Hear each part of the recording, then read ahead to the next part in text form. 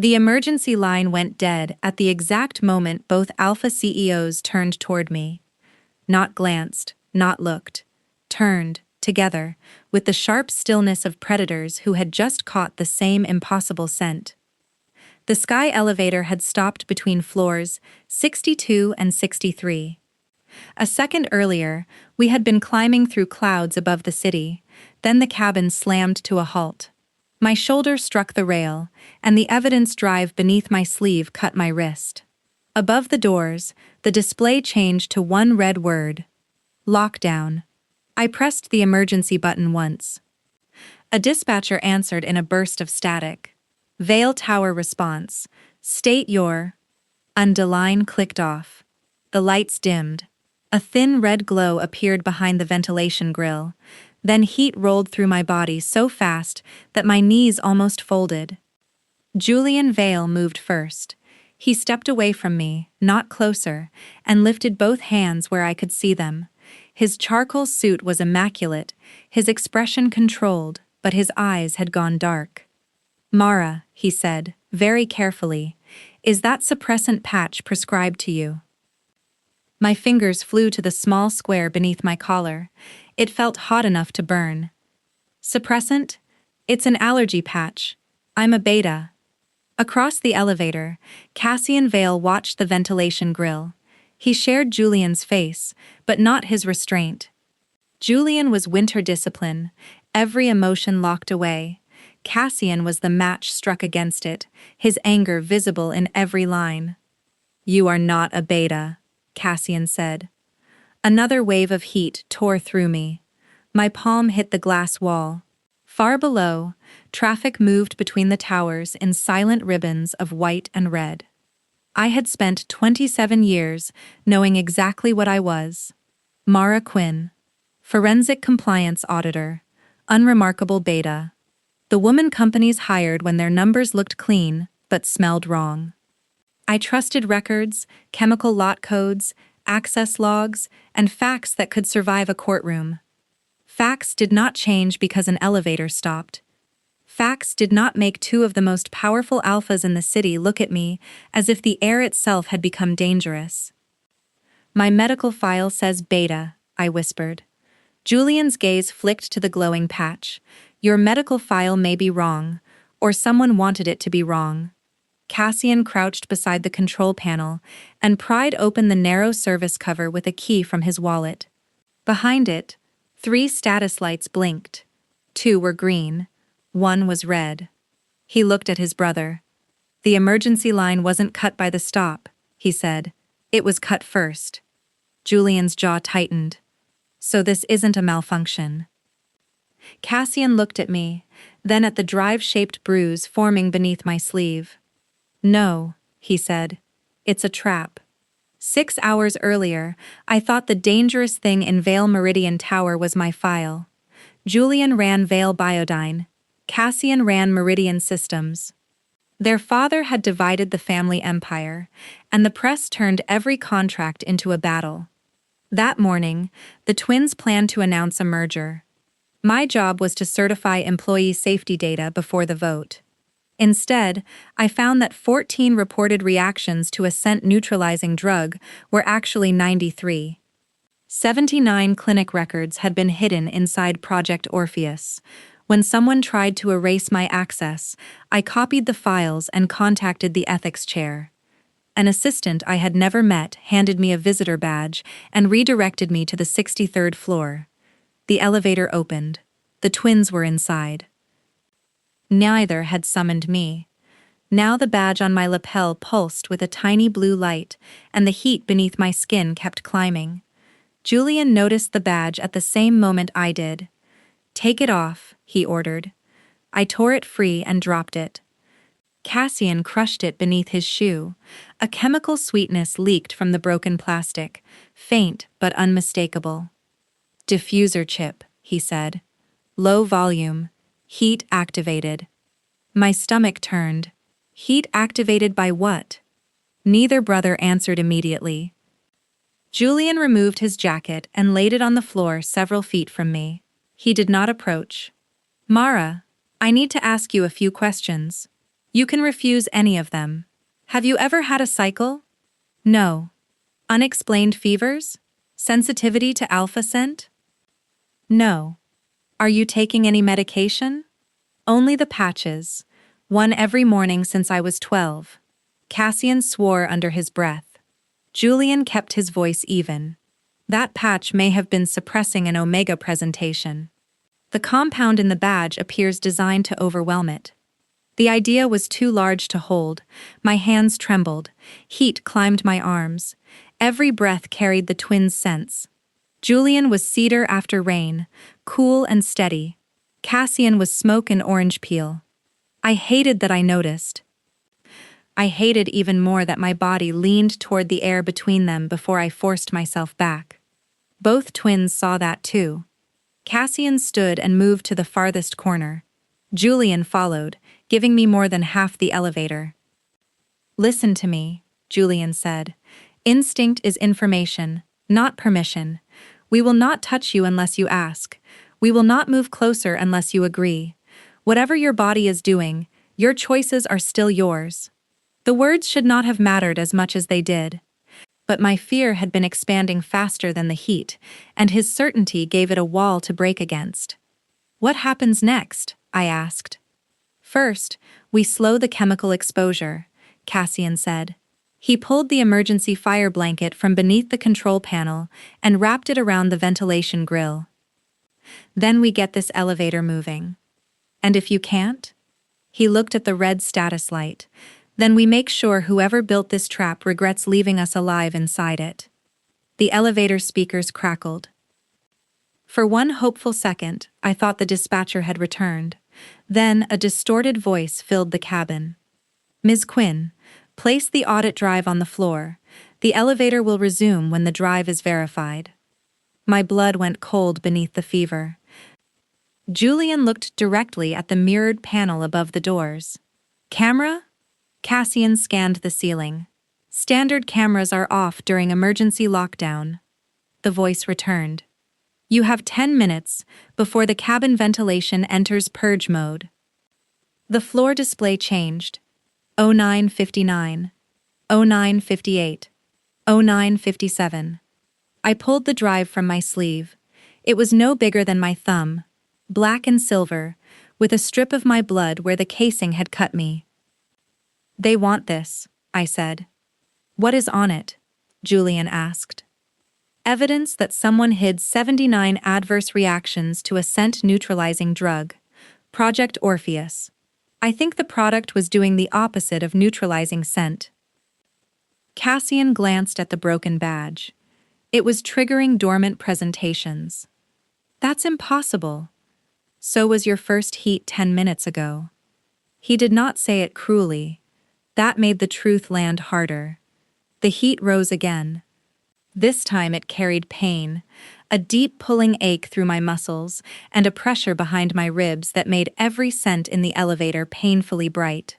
I lowered myself to the floor before my legs could betray me. Julian watched without moving. May I slide the jacket closer? I nodded. I need words, Mara. Yes. He used one foot to push the folded jacket across the polished floor. I gathered it against my chest. His scent settled around me, muted by fabric, and the relief was immediate enough to frighten me. My shoulders dropped. My breathing slowed. Cassian's face tightened as if he had felt the change from across the cabin. Better? Julian asked. A little. Good. Keep it if it helps. The jacket probably cost more than my monthly rent. Beyond the glass, the city waited for the Vale merger. Inside, one CEO sacrificed Italian wool, while the other dismantled a security panel with a cufflink. External command severed the controller, Cassian said. The brakes are still physical. Can you release them without dropping us? Probably. You don't sound worried. You sound like yourself again.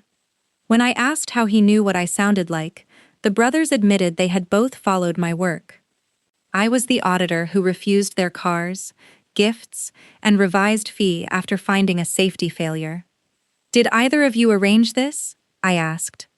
No. They answered together, fast enough that I believed them.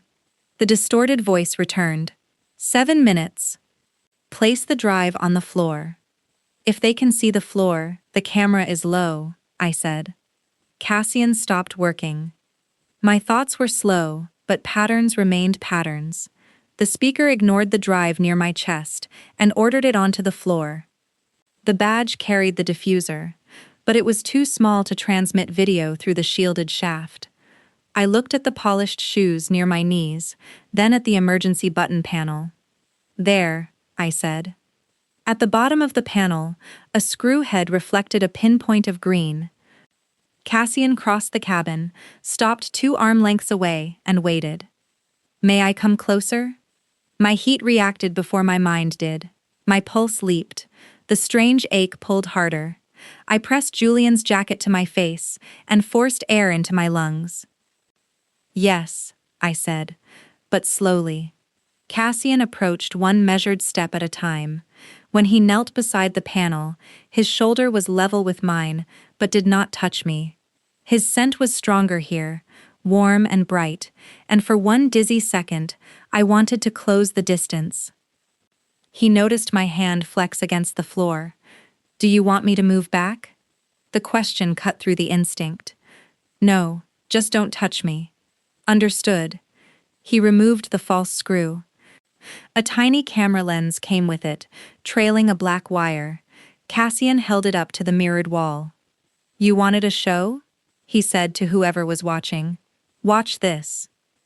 He crushed the camera beneath the metal service cover. The speakers erupted in static. The timer dropped from 6 minutes to 3. They're accelerating it, Julian said. The elevator shifted. Metal screamed above us. My stomach lifted as the cabin dropped half a floor and slammed against the emergency brakes. I pitched sideways. Cassian caught himself on the wall, but kept his hands away from me. Julian moved forward and stopped at the edge of the space I had given him. Mara, may I steady you? The cabin groaned again. Yes, both of you. They moved at once. Julian braced my shoulders, while Cassian anchored my boots. Their combined scent made the heat crest, but it also narrowed my thoughts to 1 clear line. Stay alive, decide later. Julian made me name what I could see and hear. I called Cassian's gold wolf cufflinks ridiculous. Cassian claimed they were a gift. The laugh that escaped me became a sob. I don't know who I am, I whispered. You are the woman who found a crime in a clean ledger, Julian said. Everything else is new information. And information is your favorite weapon, Cassian added. The timer reached 1 minute. Cassian pointed to the ceiling hatch. Opening it would defeat the purge, but it was nearly 3 meters above us. We build a ladder, Julian said. He crouched beneath the hatch. Cassian stepped onto his braced thigh, then his shoulder, moving with the ease of men who had spent a childhood turning every structure into something climbable. Cassian pushed the hatch. It did not move. Magnetic lock, he said. Can you break it? I asked. Eventually. The timer showed 30 seconds. I looked at the broken badge, the exposed camera wire, and the emergency panel. Whoever built the trap had added devices, but they had used the elevator's own power. Added systems left added paths. The camera wire, I said.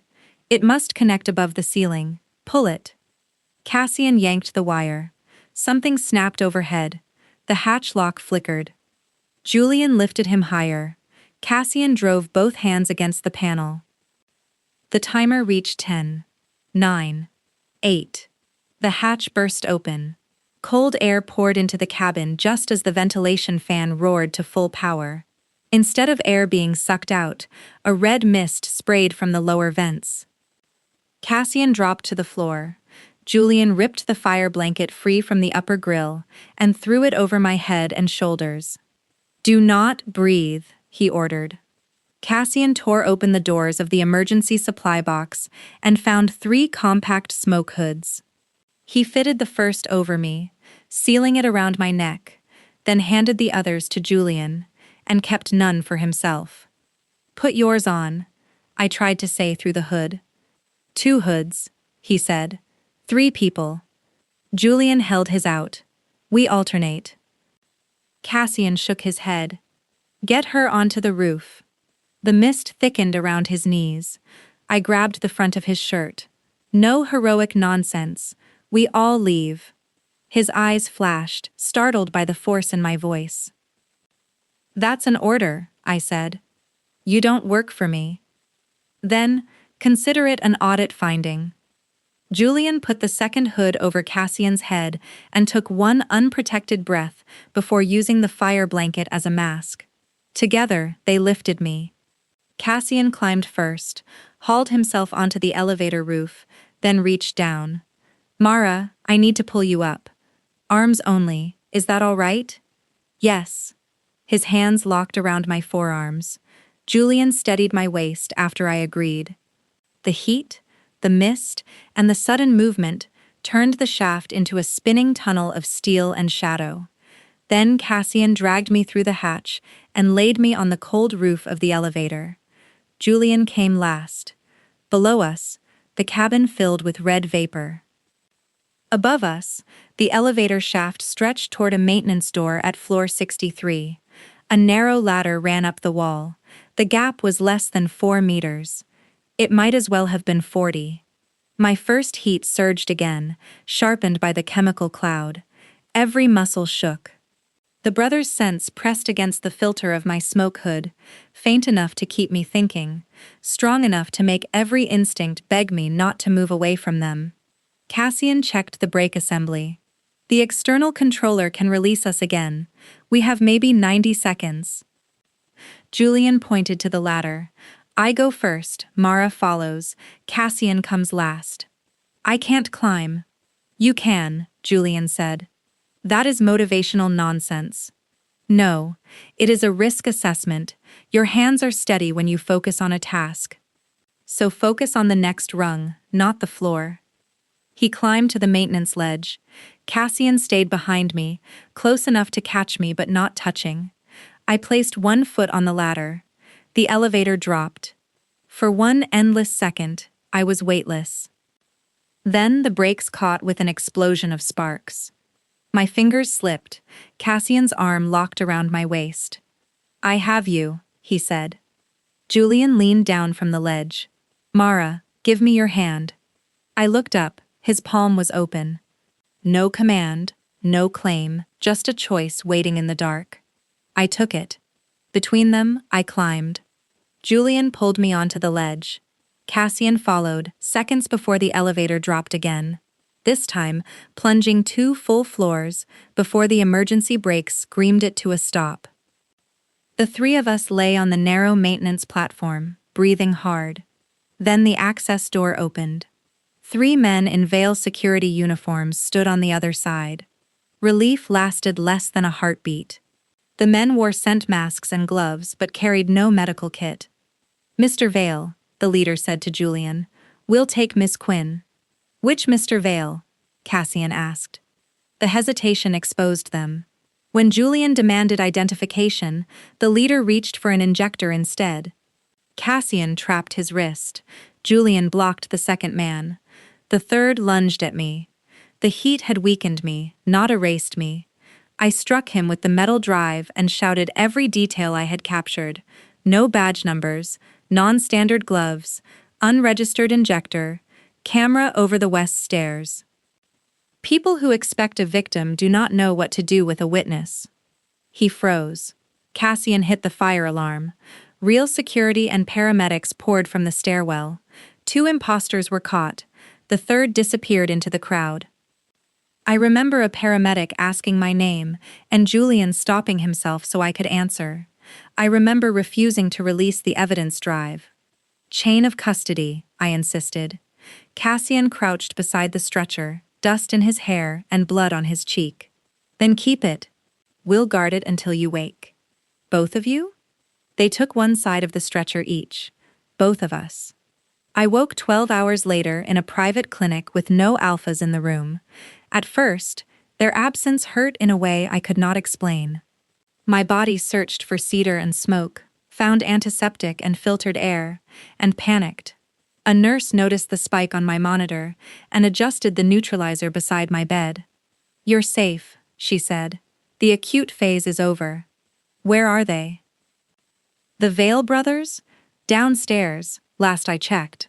The attending physician barred them from this floor until you could give informed consent without chemical influence." Relief surprised me. They had stayed.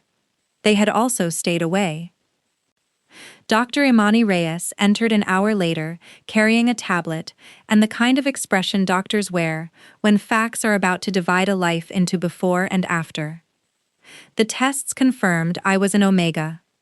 Not newly created, not changed by the elevator. An omega from birth whose presentation had been medically suppressed for at least 15 years.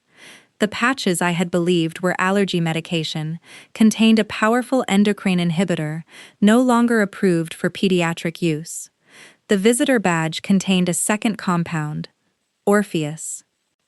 "It forced your system past the inhibitor," Dr. Reyes explained. "Without the smoke hoods and rapid treatment, the interaction could have caused organ failure." My throat tightened. Was the heat real? "Your presentation was real. The timing and severity were engineered." There was something uniquely cruel about that distinction. My identity belonged to me. The crisis did not. Dr. Reyes placed a sealed evidence bag on the table. Inside was the drive. "The twins refused to give this to corporate security," she said. "They transferred it directly to a city investigator in front of 2 witnesses who returned it after making a forensic copy." "Can I see them?" "You can. But first, there is another problem." She turned the tablet toward me. My face filled the screen. Someone had leaked 34 seconds of elevator footage. The video began when Julian and Cassian moved toward me and ended when the camera broke. With no context, it looked like 2 alpha CEOs closing in on a terrified employee during her first heat. The caption read, "Vale twins trapped with secret omega, hours before merger vote." The clip had 11 million views. My name was already trending. So were words like setup, scandal, mistress, victim, liar, and gold digger. I watched the footage once, then I turned the screen face down. Who released it? The upload route is hidden. Both companies have issued statements saying the clip was manipulated and asking the public to protect your privacy. The board postponed the merger vote. Of course they did. That was the second trap. The first was meant to make us surrender the drive. The second was meant to destroy the twins if we escaped. "I want to see them," I said. Dr. Reyes studied me. "Together or separately?" That question mattered. Everyone had spoken of the Vale twins as a unit for so long that even their enemies treated them like one creature with 2 faces. But in the elevator, their differences had mattered. Julian had given me structure. Cassian had given me fire. Both had given me space. "Together," I said. "Door open. Nurse present. 10 minutes. "Good answer." They entered without jackets. Julian's shirt sleeves were rolled with mathematical precision. Cassian had a bandage on his cheek and bruises across his knuckles. Both stopped several feet from the bed. "You look terrible," I said. Cassian let out a breath that might have been a laugh. "You sound better." Julian's gaze moved over the monitor, the neutralizer, and my face. "How much have they told you?" "Enough to know someone drugged me, tried to steal the audit, and leaked a video designed to end your merger." "Our merger is irrelevant," Julian said. "No, it isn't. It's motive." Something eased in his expression. He had expected a frightened patient. He had found the auditor. "The board wants us to step aside pending an investigation," he said. We agreed. "You agreed?" Cassian folded his arms. "If we fight it now, every decision we make becomes evidence that 2 alphas used corporate power to control the narrative. We won't do that to you." "What happens to Project Orpheus?" "The city has the files," Julian said. "But your drive contains only the clinic data and access history. The authorization chain is missing." "Then we find it." The brothers exchanged a glance. We? Cassian asked. I understood the danger in that word. My body still remembered them. Even through the clinic filters, I could catch the faintest traces of their scents, and some newly awakened part of me answered. But need was not trust, and gratitude was not love. Professionally, I said, with independent counsel, written boundaries, and no one from either of your companies supervising me. Julian nodded immediately. Agreed. Also, I added, neither of you gets to decide what I can handle, because I'm an Omega. Cassian's mouth curved. That sounds less like a boundary and more like a warning. It can be both. The nurse announced that 10 minutes were over. Julian moved first toward the door. Cassian followed, then stopped. Mara, there is something else you should know. Julian turned sharply. Not now. She deserves the choice. What? I asked. Cassian looked at me. The elevator's standard camera was disabled, but our emergency wearables recorded audio. The recording proves every question we asked, and every answer you gave. Releasing it could clear the worst accusations. It would also make the most frightening minutes of your life public. We will not release it unless you decide. For the first time since I woke, I could not find words. They could have protected their companies with one upload. They had protected my privacy instead. Send it to my attorney, I said. No one else. I decide after I hear it. Of course, Julian said. The door closed behind them. 3 days later, I listened to the recording. Hearing my fear hurt, but hearing Julian ground me, Cassian ask permission, and myself fight to save us, turned shame into rage. Those moments did not belong to the person who stole them. I released only the part that proved the trap. The hidden camera, the demand for the drive, the consent checks, and the purge. My statement was simple. I had been assaulted with an illegal compound. The twins helped save me. My biology was not gossip, and my survival was not a scandal. Public opinion reversed. The twins declined every interview. More importantly, the city opened a criminal case. Orpheus was suspended, and the safety director resigned. The ethics chair denied summoning me, while the assistant who gave me the badge appeared in no employee system. Then the investigation stalled. Then I opened my pediatric medical file. The clinic had obtained it from an archive in my hometown. Most of the pages were ordinary. Vaccinations, broken wrist, childhood asthma. At the back was a sealed addendum signed by my mother, who had died when I was 19. If Mara's presentation begins, contact Dr. Elias Kessler. Do not contact Vale Biodyne. The name stopped my breath. Dr. Elias Kessler was the chair of Vale Biodyne's ethics committee. He was also the man whose meeting I had been summoned to attend. I read the addendum twice, then a third time. Beneath my mother's signature was a code, A117. The same code appeared in the earliest Orpheus patient records. I called Julian and Cassian from my attorney's office. They arrived separately, exactly as our boundaries required. Julian came through the main entrance with counsel. Cassian used the public garage and brought coffee for everyone, including the receptionist. Neither tried to hug me. I noticed that more than I wanted to. We met in a glass conference room with 2 lawyers, a city investigator, and Dr. Reyes. I placed the addendum in the center of the table. Julian read it without changing expression. Cassian's coffee cup crumpled in his hand. Kessler knew your mother, Julian said.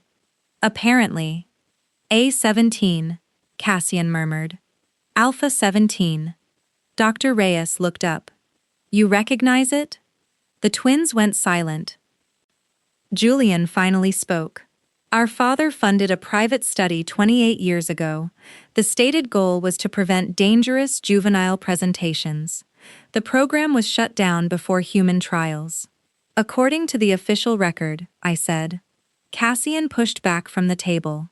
Kessler was the lead researcher. The room became very quiet. My mother had not hidden my identity from the Veil Company. She had hidden it from Kessler inside the Veil Company. Why warn people to contact him? I asked. Julian studied the document. Look at the ink. The sentence naming Kessler was darker than the warning beneath it. A different pen, a different hand pressure. The original line had been altered. Under forensic light, the indentation of the first message appeared. If Mara's presentation begins, do not contact Dr. Elias Kessler. Contact Veil Biodyne. Someone had removed one word. That missing word had shaped 15 years of my life. The city investigator obtained a warrant for Kessler's records. By sunset, his official office was empty. His company phone had been wiped. His home looked as if no one had lived there for months. But people who build clean ledgers always forget the cost of cleaning them. Disposal creates invoices. Secret labs use electricity. Ghost employees still need access badges. For 6 weeks, I followed the missing records while the twins followed my rules. They withdrew from the investigation, placed both companies under independent management, and transferred my contract to the city task force. Neither man controlled my work or my future. Only then did they ask me to dinner, separately. Cassian chose a noisy night market and made me laugh. Julian chose a quiet planetarium and showed me the tenderness behind his discipline. They were not halves of one famous alpha. They were two complete men who had been flattened into the same headline. I understood that. My Omega diagnosis made strangers lower their voices and explain what people like me needed. Julian and Cassian asked instead. Sometimes I chose distance, sometimes a hand. During cycle warnings, they sat outside my apartment and talked until the elevator memories passed. They never entered without an invitation. One rainy evening, I invited them in. I said I wanted to explore our connection slowly, equally, with no claims and no assumption that my first heat had chosen for me. What if one of us becomes more important to you? Julian asked. Then we tell the truth, I said. No one is promised an outcome, only honesty. Both agreed. I kissed them separately, by choice. For the first time since the attack, my body was neither crisis nor evidence. It was mine. The break in the Orpheus case came from a parking receipt. One of Kessler's shell companies paid monthly parking fees beneath the old Meridian Exchange, a building officially empty for 9 years. Power records showed the basement consuming enough electricity to run a clinic. The city prepared a raid. The night before it happened, Kessler sent me a message. He attached a photograph of my mother standing beside him in a laboratory. She was younger than I remembered, one hand resting protectively over a rounded stomach. My mother had been pregnant with me. The message contained 6 words: ask the twins what their father bought. I went to Julian first. He did not deny it. Neither did Cassian when he joined us with the archived records. Their father had paid my mother a settlement large enough to disappear. The legal agreement described her as a research technician exposed to an experimental pheromone compound during pregnancy. She had accepted the money on one condition: all biological samples connected to her child would be destroyed. They were not destroyed. Kessler had kept them. Orpheus began with me, I said. Dr. Reyes shook her head. It began with a crime against your mother. You are not the project. You are a person the project targeted. The distinction saved me from a darkness I had not known how to name. The raid found the laboratory abandoned. Every drive had been removed. Every sample freezer had been burned. On the main monitor, a countdown displayed the time remaining until the Veil merger vote, rescheduled for the following evening at the company's annual shareholder summit. Kessler had not run. He had moved the final act to a larger stage. The summit filled Veil Meridian Tower with investors, employees, reporters, regulators, and half the city's political class. The board insisted on proceeding, arguing that postponement would collapse both share prices and hand Kessler the victory he wanted. Julian and Cassian opposed the vote. I told them to let it happen. He needs the merger to fail publicly, I said. The leaked elevator clip was designed for an audience. The lab countdown was designed to be found. He wants us in the tower, in front of cameras, at a specific time. Cassian paced the conference room, which is why you should be nowhere near the tower. That sounded dangerously close to deciding what I can handle. Mara. I am the evidence he cannot erase. He will come to me. Julian stood at the window, the city reflected across his face. And you intend to let him? I intend to control where. My plan used the thing Kessler believed he understood best, the sky elevator. Still very much grieving the loss, and set herself to the task of finding a dry place to stand. Still very much grieving the loss, and set herself to the task of finding a dry place to stand. Still very much grieving the loss, and set herself to the task of finding a dry place to stand. Still very much grieving the loss, and set herself to the task of finding a dry place to stand. At 8:45, I entered the elevator alone. I wore no patch, no hidden drive, no visitor badge. The doors closed. The cabin rose through 50 floors without incident. At 62, the lights dimmed. The display changed to lockdown. I had expected fear. Instead, I felt anger settle into something cold and useful. "Hello, Dr. Kessler," I said. His voice came through the speaker, clear this time. "You have your mother's instincts." She also mistook defiance for control. "My mother escaped you. Your mother stole 20 years of research. She stole herself." A panel opened beneath the emergency controls. Inside was a small glass vial and a silver injector. "The original Orpheus catalyst," Kessler said. "Take it, and the merger recording disappears. Refuse, and every private second from your first heat will be released unedited." My skin went cold. He had more footage. Not from the crushed camera. From somewhere else. "You said the standard camera was off," I said, not to Kessler but to the people listening behind the walls. Then I saw it. My reflection in the glass was doubled.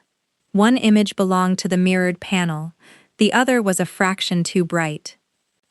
The entire west wall was a screen. Behind it, another camera had recorded everything. Kessler laughed softly. "Your dignity is a file, Ms. Quinn. Everyone's is. The only question is who owns the server. You think shame will make me inject myself? I think you built a romance from the belief that those alphas behaved nobly. Let the world see what their faces looked like when they smelled you. Let their boards see how close control came to breaking. Let your future patients, employees, and children see you beg for help." For months, that threat would have broken me. But privacy and shame were not the same thing. What happened in the elevator had been private because I chose to keep it private. Kessler believed violating that choice would make the moments dirty. It would only make him guilty. "Release it," I said. Silence.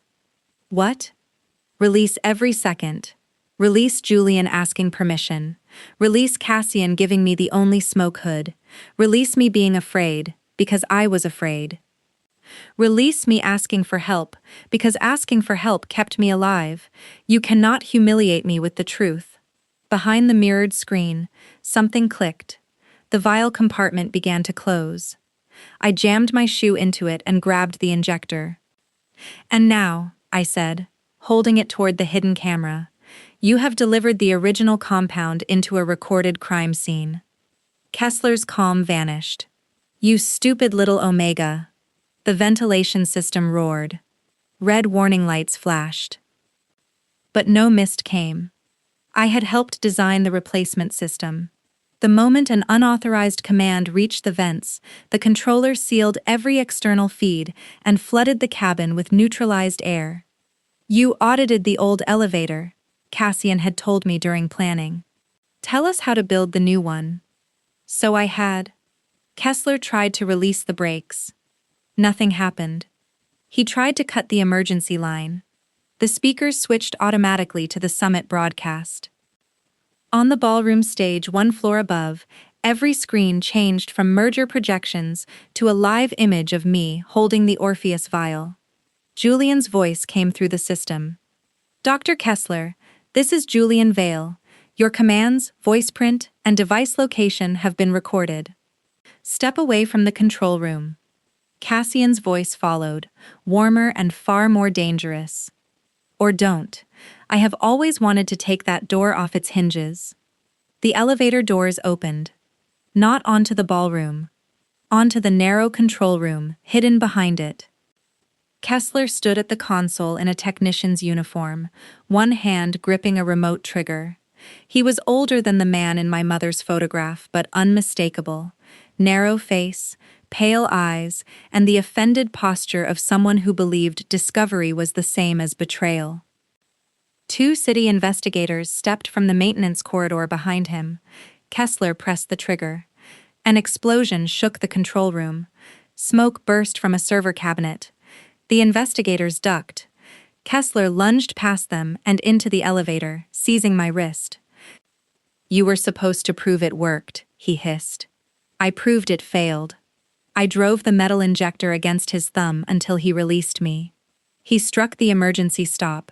The doors began to close. Julian appeared between them and forced one side back.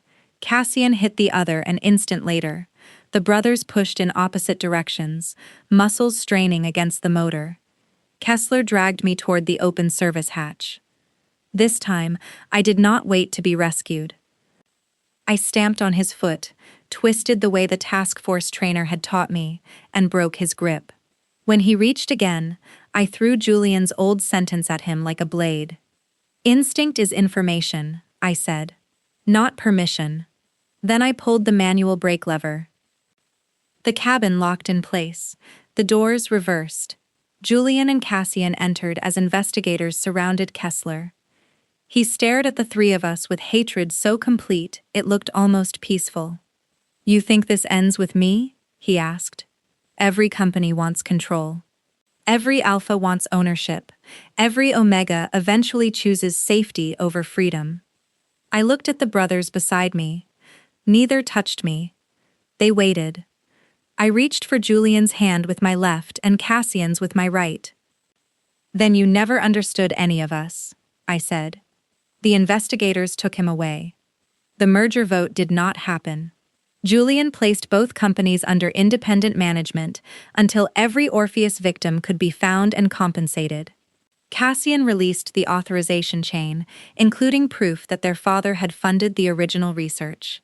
The disclosure cut the Vale share price in half, but it showed employees that the twins would burn their inheritance before hiding another crime. Kessler's allies were charged. The fake assistant was caught carrying badges meant for 11 more victims. My name had been first on the list. Surviving together did not make our relationship simple. Julian still solved fear with plans. Cassian tried to stand between danger and everyone he loved.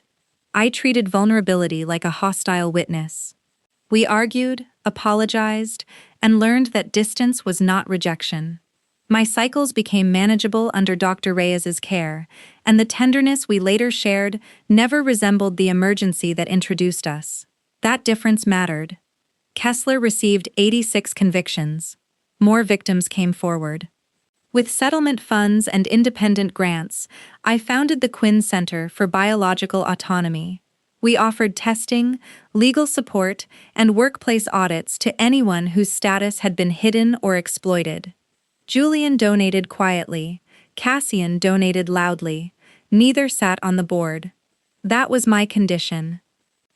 1 year and 1 day after the attack, we returned to Vale Meridian Tower to open the center's clinic.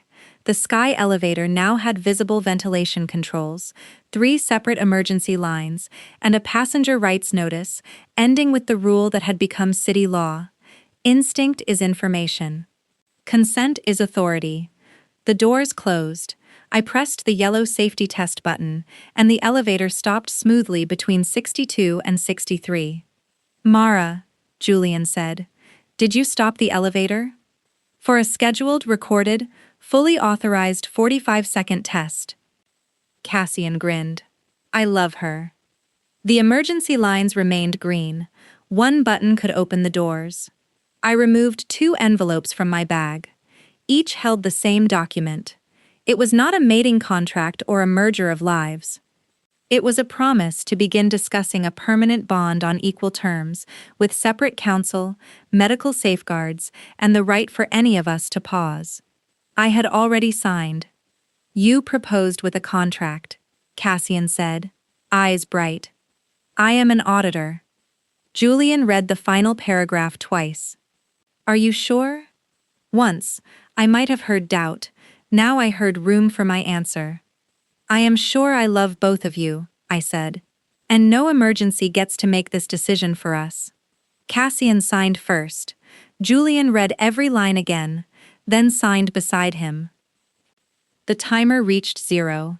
The doors opened onto doctors, advocates, former patients, and a future none of us had imagined when those doors first failed. No one had trapped us. No chemical had chosen for us. No camera owned the moment.